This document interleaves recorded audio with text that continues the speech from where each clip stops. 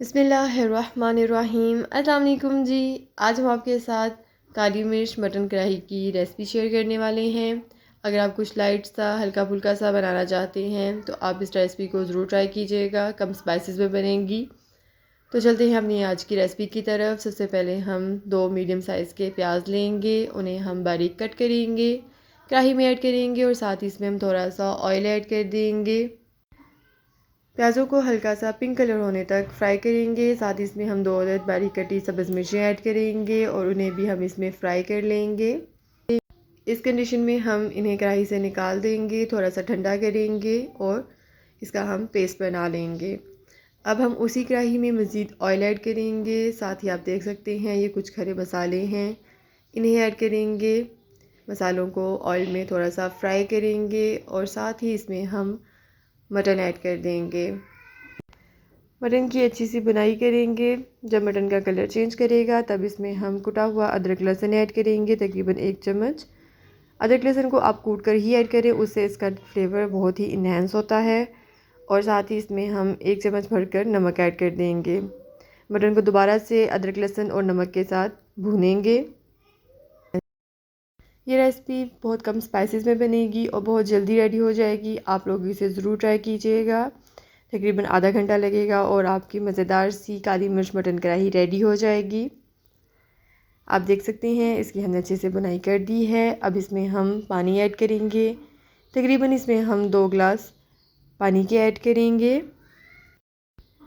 हम मटन को गलाने के लिए प्रेशर कुकर का इस्तेमाल करेंगे। इसे हम तकरीबन 15 मिनट के लिए प्रेशर कुक करेंगे।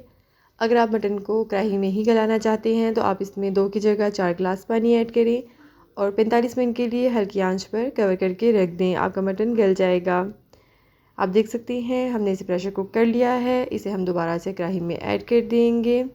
इसमें हम 1 चम्मच भरकर इसमें हम भुना कुटा ज़ीरा ऐड करेंगे। इसके साथ साथ जो लोग मेरे चैनल पर नए हैं, मेरे चैनल को ज़रूर सब्सक्राइब कर लें, मेरी वीडियोस को लाइक करें, बेल आइकन को ज़रूर प्रेस करें। ऐसी ज़बरदस्ती बकरीद स्पेशल रेसिपीज़ मेरे चैनल पर मौजूद हैं और मज़ीद भी आएंगी। आप मेरे चैनल को ज़रूर सब्सक्राइब कर लीजिएगा।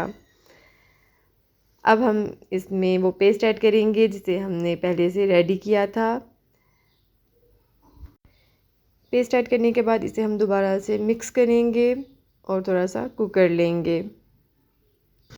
प्याज जब अच्छे से मटन के अंदर सेट हो जाए तब इसमें हम लास्ट पर बिल्कुल हाफ़ कप फेंटा हुआ दही ऐड करेंगे और दही में दोबारा से हम इस कढ़ाई को 2 से 3 मिनट के लिए पका लेंगे ताकि दही में इसमें अच्छे से पक जाए। दही की जगह आप इसमें क्रीम भी ऐड कर सकते हैं। मैंने थिक योगर्ट इस्तेमाल किया है। ये देखिए जी, इस तरह से हम इसे ऐड करेंगे और अच्छे से मिक्स कर देंगे। दही ऐड करने के बाद इसे हम 2 मिनट के लिए ही कुक करेंगे, ज़्यादा कुक नहीं करेंगे।